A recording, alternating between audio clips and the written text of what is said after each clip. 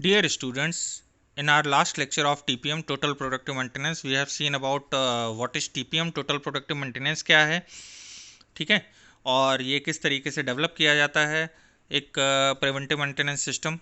तो इसके बारे में मैंने जो बेसिक बताया था वो मैं आपको एक बार फिर से बता देता हूँ। तो सबसे पहले 5S इम्प्लीमेंट करते हैं। 5S के बिना TPM लीन इनिशिएटिव है ना, लीन management just in time apply नहीं किया जा सकता है। तो 5S इसका मतलब बेसिक बोन है, इसको इम्प्लीमेंट करते हैं। उसके बाद जो मशीनरी का डाउन टाइम आ रहा है मशीनरी इक्विपमेंट का, उस डाउन टाइम के कॉज आइडेंटिफाई करते हैं, फ्रीक्वेंसी आइडेंटिफाई करते हैं, ड्यूरेशन आइडेंटिफाई करते हैं, और उसके बेसिस पर एक प्रिवेंटिव मेंटेनेंस सिस्टम डेवलप किया जाता है। और उसके लिए प्रोसेस ओनर्स को रिस्पॉन्सिबल बनाया जाता है कि वो टाइम पर अलार्म क्रिएट कर सकें, स्कोर बोर्ड प्रॉपरली मेंटेन कर सकें, ठीक है, अलार्म बजर वगैरह या कुछ एक सिग्नल सिंबल वगैरह इस्तेमाल कर सकें, जिससे कि पीएम टीम इफेक्टिवली आकर के उस पीएम सिस्टम को इम्प्लीमेंट कर सके या प्रोसेस ओनर को रिस्पॉन्सिबल बना सके, और इस सिस्टम को मेंटेन किया जाता है। तो that is known as preventive maintenance system. तो अब इसको हम इसमें हमें डिटेल में देखना था TPM as a lean initiative कि लीन मैनेजमेंट में इसका क्या रोल है, टीपीएम का, टोटल प्रोडक्टिव मेंटेनेंस का, और ये कहाँ पर एग्जिस्ट करता है लीन प्रोसेस में, लीन मैन्युफैक्चरिंग में, ठीक है। तो इसको देखते हैं। तो देखिए, competitive cost requires spending control, है ना।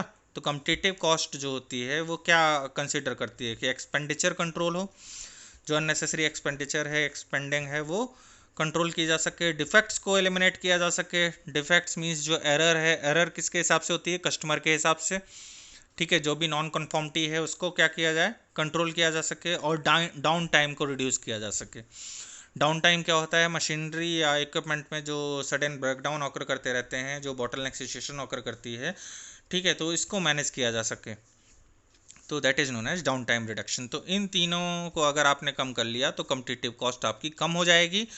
तो कॉस्ट कम हो जाएगी तो आप क्या कर सके करते हैं, प्रॉफिट ज़्यादा अर्न कर सकते हैं, क्योंकि प्राइस जो एक सर्टेन प्राइस से प्राइस जो होती है आपकी कम्पिटिटिव होती है, वो एक सर्टेन लेवल से ऊपर आप नहीं रख सकते हैं, ठीक है। तो अगर आप कॉस्ट कम कर लेते हैं तो प्रॉफिट मार्जिन आपका बढ़ जाता है, ठीक है। तो इसके लिए आप क्या करते हैं, टोटल प्रोडक्टिव मेंटेनेंस को अप्लाई करते हैं। Total productive maintenance is a process that is proactive in nature. Proactive means defects down time होने से पहले ही आप उसके बारे में प्रोएक्टिव मैकेनिज्म अडॉप्ट कर लेते हैं कि इसको ऑकर करने ही नहीं देंगे, ठीक है। इसके सारे कॉजेस को एलिमिनेट कर देंगे, ठीक है। जो भी असाइनेबल कॉजेज हैं उनको टाइम पर एलिमिनेट कर देंगे, कंट्रोल कर लेंगे, जिससे कि जो डिफेक्ट या डाउन टाइम ऑकर करने वाला था वो ऑकर ही नहीं करेगा, ठीक है। जैसे मैंने एग्जांपल दिया था पिछली स्लाइड में कि जैसे आपको पता है कि कोई मशीनरी 80 यूनिट्स बनाने के बाद 1 घंटे के लिए काफ़ी हीटअप होकर के बंद हो जाती है, ठीक है। अब उसी मशीनरी का आपने पैटर्न नोट किया कि अगर आपने इस मशीनरी को 60 यूनिट ही बनाई और उसके बाद अगर 10 मिनट का रेस्ट दे दिया तो वो फिर नेक्स्ट 60 यूनिट्स आराम से बना लेती है, ठीक है। फिर बीच में उसमें डाउन टाइम नहीं आता है, जो 1 घंटे का डाउन टाइम आया था वो नहीं आता है, ठीक है। तो 10 मिनट का ब्रेक दे करके अगर वो 1 घंटे का डाउन टाइम से बचा जा सकता है तो वो अप्लाई करना ज़्यादा ईजी रहेगा। तो जैसे ही 60 यूनिट हुई तो उसके बाद जो प्रोसेस ओनर है जो उस मशीन को ऑपरेट कर रहा है, तो वो एक अलार्म या बजर क्रिएट करेगा, और उसके बाद पीएम टीम आकर के, जो टोटल प्रोडक्ट मेंटेनेंस टीम है, वो आकर के उस मशीन को प्रॉपरली शट डाउन कर देगी और उसके बाद 10 मिनट के बाद ऑन कर देगी। तो उसके बाद वो मशीनरी अपनी मैक्सिमम एफिशिएंसी प्रोड्यूस कर पाएगा। तो दैट इज़ प्रोएक्टिव अप्रोच, ठीक है, कि हम डाउन टाइम ऑकर ही नहीं करने देंगे, हम डिफेक्ट ऑकर ही नहीं करने देंगे। या डिफेक्टेड प्रोडक्ट देने लगती है कोई मशीनरी, है ना, एक सर्टेन यूनिट्स प्रोड्यूस करने के बाद, तो ये सब जो कॉजेज हैं इनको आइडेंटिफाई किया जाता है और इन्हें एलिमिनेट किया जाता है। और क्या है, ये प्रिवेंटिव अप्रोच है, ठीक है। प्रिडिक्टिव अप्रोच है, इजीली प्रिडिक्ट किया जा सकता है। क्यों प्रिडिक्ट किया जा सकता है, क्योंकि कॉजेज वगैरह आप आइडेंटिफाई कर लेते हैं, ठीक है। असाइनेबल कॉजेज के जो कॉज हैं वो आप इजीली आइडेंटिफाई कर लेते हैं, तो दैट इज़ प्रिडिक्टिव। और प्लान्ड है, ठीक है। अलग अलग तरीके के सिनेरियो में पीएम टीम किस किस तरीके से काम करेगी, ठीक है। हो सकता है कोई कंपोनेंट ही चलते चलते घिस गया हो, ठीक है। अब हर जो मशीनरी या इक्विपमेंट होते हैं उनकी एक सेल्फ लाइफ होती है, उसमें जो कंपोनेंट्स वगैरह लगे होते हैं। आप कार चलाते हैं तो कार में भी तो जो सारे पार्ट्स लगे हुए हैं उनकी एक सर्टन सेल्फ लाइफ होती है ना। जैसे बैटरी है, 3 साल से ज़्यादा नहीं चलेगी, टायर है 60,000 किलोमीटर से ज़्यादा नहीं चलेंगे, ठीक है। उसके बाद घिस जाएंगे, उसके बाद आपको टायर बदलने की ज़रूरत है, ठीक है। कुछ कंपोनेंट्स होते हैं जैसे आपका ये होते हैं, क्या कहते हैं, आप लोगों ने देखा होगा ना, शॉकर वगैरह जो लगे होते हैं, ठीक है। तो अब इन सब के क्या होते हैं, एक सेल्फ लाइफ होती है। तो इसी तरह से मशीनरी में भी जो पार्ट्स लगे हुए हैं उनकी भी सेल्फ लाइफ है। तो वो सेल्फ लाइफ के हिसाब से जैसे ही ख़राब हुए तो प्रिवेंटिव मेंटेनेंस टीम ने आकर के उसको रिप्लेस कर दिया या चेंज कर दिया, या जैसा भी मतलब अब आजकल तो देखिए तो रिफर्बिश प्रोडक्ट भी आते हैं। तो वो सब प्रिवेंटिव मेंटेनेंस टीम क्या करती है, प्लान करके रखती है जिससे कि प्रोडक्शन टोटल प्रोडक्टिविटी में कमी ना आ पाए, ठीक है। तो that is total productive maintenance system. तो ये प्रोएक्टिव इन नेचर होता है, प्रिवेंटिव इन नेचर होता है, प्रिडिक्टिव होता है और प्लान्ड होता है, ठीक है। तो ये 4P से मिलकर के बना हुआ सिस्टम है, ठीक है। अब वाई चेंजेस, चेंज क्यों करें, तो क्या चेंज करना है, एक्शंस क्या क्या रिक्वायर्ड है, रिड्यूस डिफेक्टिव्स, ठीक है। डिफेक्ट्स को कम करना, स्क्रैप को कम करना इज योर मेन मोटिव या गोल है, ठीक है। Reduction of lost production time, जो प्रोडक्शन टाइम आपका चला गया, ठीक है, उसका आपको एलिमिनेशन करना है। जैसे मैंने बताया कि 80 यूनिट बनाने के बाद आपकी मशीनरी 1 घंटे के लिए काम करना बंद कर देती है हीटअप होकर के, ठीक है। तो अगर वही 60 यूनिट में अगर आपने 10 मिनट का ब्रेक दे दिया तो क्या होगा, प्रोडक्शन टाइम जो लॉस्ट प्रोडक्शन टाइम है उसमें रिडक्शन आ गया, ठीक है। 10 मिनट का ब्रेक देने से वो 1 घंटे का डाउन टाइम आपने बचा लिया। Lowest possible cost of reducing waste, ठीक है। तो वेस्ट आप एलिमिनेट कर देते हैं और जो कॉस्ट है उसको कम कर लेते हैं अपनी कॉस्ट को, ये है ना, control the cost, competitive cost, ठीक है। तो this is typical lean system, ठीक है। लीन सिस्टम के ये सारे पिलर्स हैं जिनको हम एक एक करके डिस्कस कर लेते हैं। तो देखिए इसके जो 3 पिलर हैं वो है 5S विजुअल फैक्ट्री। बिना 5S विजुअल फैक्ट्री या 5S इम्प्लीमेंट किए आप लीन सिस्टम को इम्प्लीमेंट नहीं कर सकते हैं, टीपीएम को इम्प्लीमेंट नहीं कर सकते हैं, जस्ट इन टाइम को इम्प्लीमेंट नहीं कर सकते हैं। तो ये बेसिक पिलर है, फर्स्ट पिलर, ठीक है। दूसरा पिलर है टीपीएम, ठीक है, टोटल प्रोडक्टिव मेंटेनेंस। तो डाउन टाइम रिडक्शन के लिए और आपका क्या है, एक डिफेक्ट्स कंट्रोल के लिए आपको टोटल प्रोडक्टिव मेंटेनेंस को अप्लाई करने की ज़रूरत पड़ती है। और तीसरा है स्टैंडर्डाइज्ड वर्क। स्टैंडर्डाइज्ड वर्क क्या होता है कि ये जो सारा काम है ये एक प्रॉपर फ्रीक्वेंसी पर अप्लाई होगा, ठीक है। फ्रीक्वेंसी किस हिसाब से, अब आपने देखिए डाउन टाइम की एक फ्रीक्वेंसी बना ली है, उस फ्रीक्वेंसी के हिसाब से आप जो टोटल प्रोडक्टिव मेंटेनेंस है उसको अप्लाई करते हैं। 5S को भी आपने स्टैंडर्डाइज कर रखा है, उसका प्रॉपर एक रूटीन है ना। डेली आपको सफाई करनी है, क्लीनलीनेस अप्लाई करनी है, सॉर्टिंग करनी है, सेट इन ऑर्डर करना है, या वीकली करना है या फोर्टनाइटली करना है, तो उसको स्टैंडर्डाइज करना, ठीक है। तो दीज 3 आर द पिलर्स, बिना इसके लीन सिस्टम कोई भी डेवलप नहीं हो सकता। और lean system is basically works on eliminating the waste, जो ऑल 7 टाइप ऑफ वेस्ट है, मुडा है, उसको एलिमिनेट करके लीन सिस्टम को अप्लाई किया जा सकता है। तो देखिए लीन सिस्टम के ये 3 पिलर हो गए। और क्या है, इट अटेंड पीक परफॉर्मेंस, है ना। पुल सिस्टम पर ही अप्लाई किया जा सकता है, फ्लो प्रोडक्शन पर अप्लाई किया जा सकता है, rapid change over customer driven lot size, है ना, इस पर ही अप्लाई होता है lean system. Customer driven lot size क्या होता है, पुल सिस्टम, है ना। जब तक कस्टमर ऑर्डर नहीं करेगा तब तक हम प्रोडक्ट ही नहीं मंगाएंगे, रॉ मटेरियल ही अपने पास नहीं मेंटेन करेंगे, इवन वेयर हाउस भी नहीं सेटअप करेंगे, ठीक है। कंटिन्यूस वेस्ट रिडक्शन, लगातार वेस्ट रिडक्शन, है ना। अब वेस्ट क्या है, वेस्ट की कैटेगरी आप क्लियरली डिफाइन करेंगे और उस कैटेगरी को रेगुलरली अपडेट करते रहेंगे, ठीक है। वेस्ट आपके लिए क्या है, नॉन परफॉर्मिंग क्या है, और उसको आपको एलिमिनेट करना है, लीन मेजर्स को अप्लाई करना है, ठीक है। तो पैरामीटर्स हैं, ये company to company, industry to industry vary करते रहते हैं। तो उन मेजर्स को आप डिफाइन करेंगे और उसको कंट्रोल करेंगे, ठीक है। वेरिएशन रिडक्शन, कभी कभी 6 सिग्मा भी अप्लाई करना पड़ता है, ठीक है। 6 सिग्मा से क्या होता है, डिफेक्ट लेवल को कम करते जाते हैं। 4 सिग्मा लेवल पर अगर लाई कर रहा है तो उसको 5 सिग्मा लेवल पर ले गए, फिर उसको रिड्यूस करते करते 6 सिग्मा लेवल पर ले गए, इतना कम कर दिया कि 10 लाख में से 3.4 डिफेक्ट पर मिलियन अपॉर्चुनिटी हो गया। इन स्टेशन प्रोसेसेस, ठीक है, इन स्टेशन प्रोसेस कंट्रोल, ठीक है, ये कंट्रोल नीचे पहुंच गया है। तो इन स्टेशन प्रोसेस कंट्रोल, प्रोसेस को जो है आपने कंट्रोल किया, ऑप्टिमाइज किया, ठीक है, स्ट्रीमलाइन किया, उसमें जो इंटरडिपेंडेंस है उसको चेक किया, ठीक है, एक्टिविटीज़ में ब्रेक किया, अननेसेसरी एक्टिविटीज़ को हटाया, एलिमिनेट किया, ठीक है। Leadership by example and commitment, इसका कमिटमेंट नीचे पहुंच गया है, ठीक है, तो इसको ऊपर कर लीजिएगा, leadership by example and commitment, ठीक है। अब यहाँ पर अगर ऑथोरिटेरियन लीडरशिप स्टाइल अगर आप अप्लाई करते हैं तो आप लीन सिस्टम कभी भी इम्प्लीमेंट नहीं कर पाएंगे। जब तक पार्टिसिपेटिव नेचर नहीं रहेगा लीडरशिप का तब तक आप इसे इम्प्लीमेंट नहीं कर सकते हैं। तो लीडरशिप बाय एग्जांपल और कमिटमेंट इम्प्लीमेंट करने की ज़रूरत है कि लीडर खुद ही काम करके आपको जो है बताए, ठीक है, मोटिवेट करे लोगों को। तो तभी इस लीन सिस्टम को आप इम्प्लीमेंट कर सकते हैं। और employee involvement and mutual respect, employee involvement कैसे हो सकता है, प्रॉपर ट्रेनिंग एंड डेवलपमेंट दें, ठीक है, उनको सेफ्टी और सिक्योरिटी और बाकी सारी चीज़ें आप प्रोवाइड करें, ठीक है, फाइनेंशियल सिक्योरिटी होनी चाहिए, सेफ्टी होनी चाहिए। आप देखिए कंपनीज वहीं पर ही उन्हें कॉलोनी बना करके देती है, हॉस्पिटल उनके लिए डेवलप करती है, स्कूल डेवलप करते हैं ताकि वो वहीं पर रहें, है ना, प्लांट में ही वहीं पर काम करें, ठीक है।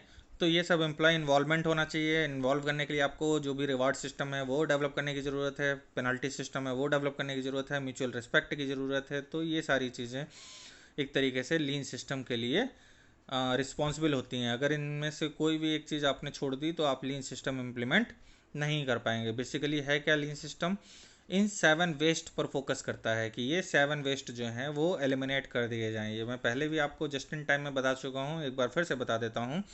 तो देखिए जस्ट इन टाइम और लीन, है ना, बिना मुडा एलिमिनेट किए आप इनको इम्प्लीमेंट नहीं कर सकते हैं, ठीक है।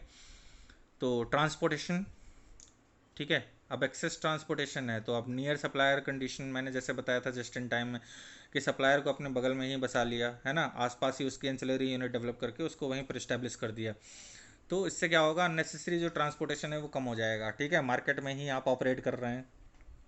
तो लोकेशन बहुत इंपॉर्टेंट एस्पेक्ट है जो कि अननेसेसरी ट्रांसपोर्टेशन को कम कर देता है। एक्सेस प्रोडक्शन, एक्स्ट्रा बना लेंगे फिर आपको इधर उधर डंप करना पड़ेगा, जैसे चाइना प्रोडक्शन करता है, ठीक है, एक्सेस में बना लेता है पहले अपने कंट्री में, जब वो सेचुरेट हो जाता है उसके बाद इधर उधर डंप करता है अंडर डेवलपिंग कंट्री या डेवलपिंग कंट्रीज़ में, ठीक है। तो हमेशा डिमांड के अकॉर्डिंग बनाना चाहिए, डिमांड के अकॉर्डिंग ही अपनी कैपेसिटी डेवलप करनी चाहिए, ठीक है। एडिड प्रोसेस, एडिड प्रोसेसेस क्या होती हैं, अब आपको लगता है कि कोई अननेसेसरी प्रोसेस है, ज़बरदस्ती डुप्लीकेसी ऑफ वर्क करने की ज़रूरत नहीं है, जगह जगह 3-4 जगह डॉक्यूमेंटेशन करने की ज़रूरत नहीं है, प्रॉपर डॉक्यूमेंटेशन की मैकेनिज्म आपको फॉलो करनी चाहिए, ठीक है। और प्रोसेसेस में से जो इनएफिशिएंसीज हैं उनको आइडेंटिफाई करके उनको एलिमिनेट करना चाहिए। मोशन, मोशन क्या होता है, वर्कर के मूवमेंट का, बॉडी पार्ट्स के मूवमेंट का भी प्रोडक्टिविटी पर इम्पैक्ट पड़ता है। कुछ होते हैं जो फास्ट मूवर होते हैं, कुछ होते हैं जो स्लो मूवर होते हैं, ठीक है। आपने अपने आसपास देखा होगा जब आप राइटिंग करते हैं, लिखते हैं, तो आपके कुछ फ्रेंड्स होते हैं जो कि बहुत जल्दी लिखते हैं, है ना, अपना पेपर पता चला 3 घंटे का पेपर 1.5 घंटे में ही करके निकल गए।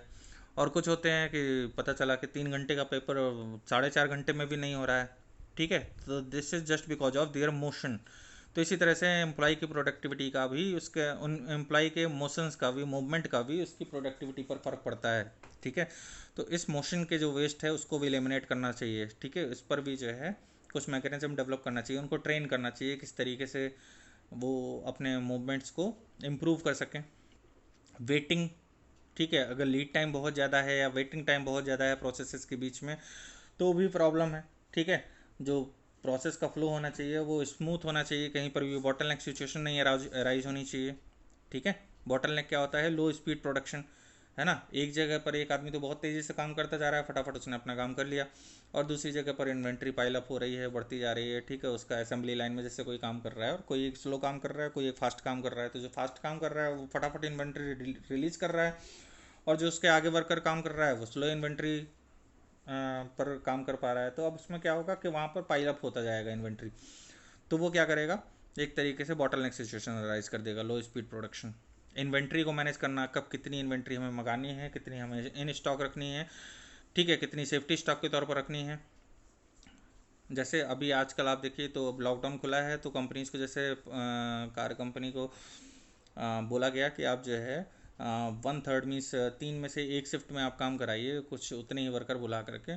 तो पता चला कि अब कार जो है वो 30,000 से ज़्यादा कंपोनेंट से मिल करके बनी होती है, तो जब तक उसको बाकी के मटेरियल नहीं मिलेंगे तो वो कैसे, अब अगर उसका सेफ्टी स्टॉक उन्होंने मेंटेन किया होता तो वो प्रोड्यूस कर सकते थे, ठीक है। तो दैट इज़ द प्रॉब्लम कि हमें कितनी इन्वेंट्री मेंटेन करनी है, कितनी इन्वेंट्री अपने स्टॉक, सेफ्टी स्टॉक के तौर पर रखनी है कि इन केस अगर कुछ रिस्क वगैरह ऑकर होता है तो हम उस पर बिजनेस कंटिन्यूटी प्लानिंग और डिजास्टर रिकवरी प्लानिंग को भी इम्प्लीमेंट कर पाएँ, ठीक है। खैर ये बहुत दूर की बात है, पहले तो कंपनी इसको कोशिश करती है कि पहले असाइनेबल कॉजेज़ को कंट्रोल किया जाए, उसके बाद नेचुरल कॉजेज़ पर फोकस करती है, ठीक है।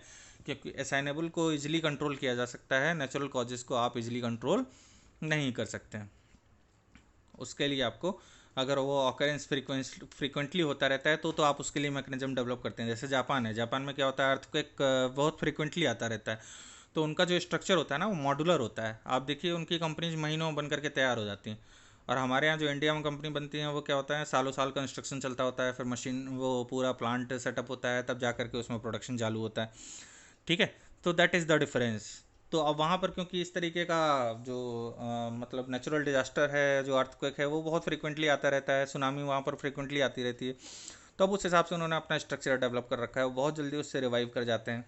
ठीक है, क्योंकि वो अक्सर ही उसको फेस करते रहते हैं, तो वो उन्होंने नेचुरल कॉजेज़ को भी कंट्रोल कर लिया एक तरीके से।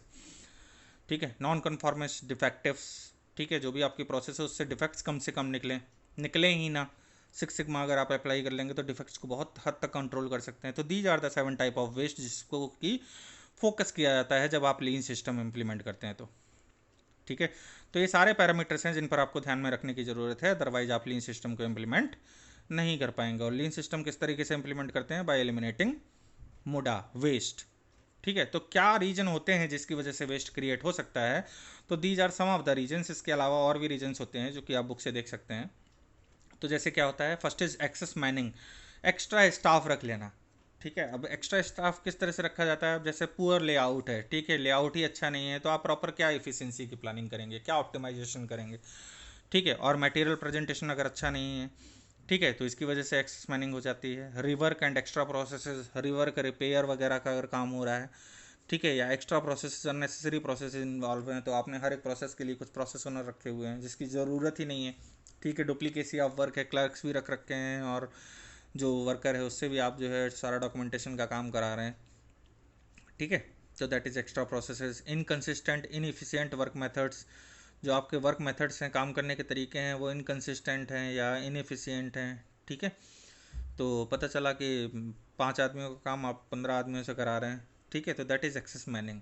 ठीक है, कि मीन्स जो आप के पास जो पर्सन है उनका आप सही से इस्तेमाल नहीं कर पा रहे हैं, तो that is also cause of waste. ठीक है, excess down time, extra down time, है ना। डाउन टाइम क्या होता है, मशीनरी का बंद हो जाना, मशीनरी का काम ना करना, है ना। तो टूलिंग कंडीशन के ऊपर डिपेंड करता है कि आप सही से टाइम पर सर्विसिंग नहीं करते हैं, तो इस वजह से मशीनरी बंद हो जाती है। ठीक है, सडन ब्रेकडाउन आ रहा है। अनरिलायबल इक्विपमेंट है, जनरली रेंट या लीज पर लेते हैं, तो अनरिलायबल इक्विपमेंट्स हैं। लॉन्ग चेंज ओवर है। ठीक है, चेंज ओवर क्या होता है, प्रोसेसेस को स्विच करना। ठीक है, इनकेपेबल प्रोसेसेस हैं, जो प्रोसेसेस हैं वो आपकी इनकेपेबल हैं, इन उसमें जो है नॉन कन्फॉर्मिटी ज़्यादा है। ठीक है, नॉन वैल्यू एडेड प्रोसेसेस ज़्यादा हैं, इनकेपेबल प्रोसेस है, तो इसकी वजह से एक्सेस डाउन टाइम क्रिएट होता है। Defective rework and replace, defects किस वजह से होते हैं, रिवर्क या रिप्लेस करने की वजह से, है ना। कस्टमर को सर्विस देना है, क्योंकि सर्विस नहीं देंगे तो दोबारा कस्टमर नहीं आएगा, तो उसके लिए क्या किया, जैसे ही कोई डिफेक्ट वगैरह हुआ, ठीक है, तो कस्टमर को बोल दिया कि लाइए आपका हम जो है कमोडिटी रिप्लेस करके दे देंगे। ठीक है, बल्कि अगर आपने वहाँ पर प्रिवेंटिव मेंटेनेंस अप्लाई किया होता तो वो रिवर्क की ज़रूरत ही नहीं थी, रिप्लेस की ज़रूरत ही नहीं थी। तो रिवर्क किस वजह से क्रिएट हुआ, इनकेपेबल प्रोसेसेस की वजह से, या processes not compatible with customer expectation और डिज़ाइन स्पेसिफिकेशन। ठीक है, जैसे पहले की प्रोसेसेस हुआ करती थी, पहले कुछ कंपोनेंट्स और इक्विपमेंट्स ऐसे आते थे, पता चला लेह लद्दाख या आप एक्सट्रीम गर्मी में सहारा के रेगिस्तान में ले जाइए, ठीक है, तो वहाँ पर वो इक्विपमेंट काम करना ही बंद कर देते थे। ठीक है, अब वो टॉलरेंस लिमिट, जब से क्वालिटी स्पेसिफिकेशन आया 1980 के बाद से, ये सब टॉलरेंस लिमिट पर काम करना शुरू कर दिया गया, तो अब ऐसा प्रॉब्लम नहीं होती है। ठीक है, टीवी में आप देखिए तो पहले एंटीना वगैरह सेट करते थे लोग। ठीक है, छत पे चढ़ गए, एक आदमी एंटीना सेट कर रहा है, दूसरा आदमी बता रहा है कि टीवी आ रहा है कि नहीं आ रहा है। ठीक है, क्यों, क्योंकि पहले सिग्नल फ्रिक्वेंसी उतनी अच्छी नहीं थी। ठीक है, तो that is what incapable processes. ठीक है, और processes not compatible with the customer expectation और डिज़ाइन स्पेसिफिकेशन। ठीक है, साइलेंट जनरेटर नहीं आया करते थे पहले, वो खींच करके, केबल खींच करके जो है जनरेटर स्टार्ट करना पड़ता था, या वो एक तरीके से वो साफ्ट घुमा करके जो है आपका जनरेटर स्टार्ट करना पड़ता था, और वो भी काफ़ी शोर करता था। ठीक है, अब क्या होते हैं, साइलेंट जनरेटर आते हैं जो कि ऑटोमेटिकली स्विच हो जाते हैं। तो ये सब क्या है, डिफेक्ट्स, रिवर्क, रिप्लेस, वो सारी चीज़ें अब धीरे धीरे जैसे जैसे टेक्नोलॉजी आपकी अपडेट होती रही, वैसे वो सब डिफेक्ट्स वगैरह और रिवर्क वगैरह भी कम होते गए। Tooling conditions, operators method and error. ठीक है, तो ऑपरेटर के काम करने के तरीके पर या जो डिफेक्ट वो क्रिएट कर देता है, असाइनेबल कॉजेस हैं। ऑपरेटर के काम अगर वो सेमी स्किल्ड की जगह अनस्किल्ड लेवल लगा देंगे, ठीक है, तो हो सकता है कि वो प्रॉब्लम ऑकर कर जाए, डिफेक्ट ऑकर कर जाए। टूलिंग कंडीशंस, ठीक है, सही पर आपने जो है सर्विस वगैरह नहीं दी, ठीक है, मेंटेनेंस नहीं किया, ठीक है, ग्रीसिंग ऑयलिंग वगैरह करने की ज़रूरत पड़ती है ना मशीनरी को, अगर सही टाइम पर नहीं किया तो फिर क्या होगा कि वो मशीनरी जो है वो स्मूथली वर्क नहीं करेगी, ठीक है। तो ये सब कॉजेज़ होते हैं। इसी तरह से और भी कॉजेज़ हैं, जो कि बहुत सारे कॉजेज़ हैं वेस्ट के क्रिएट होने के, ठीक है। तो ये सब आप बुक से देख लीजिएगा। Next is effective TPM eliminates 5 losses. अब इतने सारे जो लॉसेज और वेस्ट और लीन सिस्टम को हमने पढ़ा, उनमें से टीपीएम किस पर फोकस करता है, तो इन 5 पैरामीटर पर वो काम करता है, ठीक है। वो किससे डीलिंग करता है, मशीनरी एंड इक्विपमेंट से, ठीक है। तो क्या देखता है, इक्विपमेंट ब्रेकडाउन, इसको मैनेज करता है कि जब भी मशीनरी वगैरह बंद होगी तो उसको किस तरीके से हमें प्रिवेंट करना है, तो उसके कॉज आइडेंटिफाई किए जाएंगे, फ्रीक्वेंसी आइडेंटिफाई की जाएगी और ड्यूरेशन आइडेंटिफाई किया जाएगा, और उसके बेसिस पर उसके लिए एक प्रिवेंटिव मेंटेनेंस सिस्टम अप्लाई किया जाएगा, बनाया जाएगा और उसके बाद उसको अप्लाई किया जाएगा। तो ये क्या करता है, डिफेक्ट्स को कम करता है, स्क्रैप को कम करता है और रिवर्क को कम करता है, ठीक है। डिफेक्ट्स को किस तरीके से कम करता है कि डिफेक्ट जो होने वाले होंगे, मान लीजिए कि कोई मशीनरी एक सर्टेन टाइम तक चली, ठीक है, 30-40 यूनिट तो अच्छे से बनाती है, उसके बाद अगर उसको और लंबे टाइम तक लगातार चलाया जाए तो उसमें कुछ ना कुछ मैन्युफैक्चरिंग डिफेक्ट आना शुरू हो जाता है, ठीक है। तो जैसे ही 40 यूनिट हुई उसके बाद एक अलार्म क्रिएट कर दिया गया, फिर उसके बाद उसको प्रॉपर वो जो मेंटेनेंस वगैरह की ज़रूरत होती है वो दिया और उसके बाद फिर से चालू कर दिया। तो उससे क्या होगा, डिफेक्ट को कंट्रोल किया जा सकता है। स्क्रैप वगैरह जो जगह जगह हैफेज़ार्ड में पड़ा है तो 5S से उसको इम्प्लीमेंट किया जा सकता है, हटाया जा सकता है, ठीक है। रिवर्क वगैरह, जब डिफेक्ट ही नहीं आएगा तो रिवर्क कैसे होगा, ठीक है। तो इसको एलिमिनेट करता है टीपीएम। और क्या करता है, सेफ्टी इश्यूज़, 5S को इम्प्लीमेंट किया तो सेफ्टी इश्यूज़, ठीक है। मैंने बताया था आपको कि येलो लाइन और वाइट लाइन के थ्रू अब विजिटर का बता देते हैं कि हाँ विजिटर इसी एरिया में, जो वाइट स्ट्रिप है इसी पर ही चलेंगे, ठीक है, इसके बियॉन्ड नहीं जाएंगे। प्रोसेस ओनर इस लाइन से आगे नहीं जाएगा, ठीक है, और इस लाइन से आगे सिर्फ जो टोटल प्रोडक्टिव मेंटेनेंस टीम के जो मेंबर हैं वही जाएंगे, ठीक है। तो दैट इज़ सेफ्टी इशू। या 6S में सेफ्टी का जो कंसर्न आता है वो, ठीक है, उसको डील करता है टीपीएम। मिनी स्टॉपेजेस, जो छोटे छोटे स्टॉपेजेस आ जाते हैं उनको भी डील करना, ठीक है। अब फिर पहले तो ये आपने देखा कि जो 80 यूनिट बनाने के बाद 1 घंटे का लॉस आता है, ठीक है, टाइम का, जो बहुत ज़्यादा हीट होकर के मशीनरी बंद हो जाती थी, पहले तो उसको मेंटेन किया। फिर देखा 60 यूनिट के बाद जो 10 मिनट का ब्रेक देने के बाद हम देख रहे थे 1 घंटे का स्टॉपेज रोका जा सकता था, लेकिन अब ये 10 मिनट का भी स्टॉपेज किस तरीके से रोका जाए, तो इसके लिए भी मैकेनिज्म डेवलप की जाएगी, तो दैट इज़ मिनी स्टॉपेजेस, ठीक है। Reduce speed, speed bottleneck situation, ठीक है। लो speed production is what, bottleneck situation. तो बॉटलनेक सिचुएशन को भी ये क्या करता है, इफेक्टिव टीपीएम एलिमिनेट्स। तो these effective TPM eliminates these 5 losses, ठीक है। तो TPM is a lean tool for quality and productivity. तो टोटल प्रोडक्टिव मेंटेनेंस एक पिलर की तरह काम करता है लीन मैनेजमेंट सिस्टम में, लीन मैन्युफैक्चरिंग में, ठीक है, जो कि क्वालिटी और प्रोडक्टिविटी को इनहेंस करता है, इंप्रूव करता है। Is it clear? So this is all about TPM. Thank you.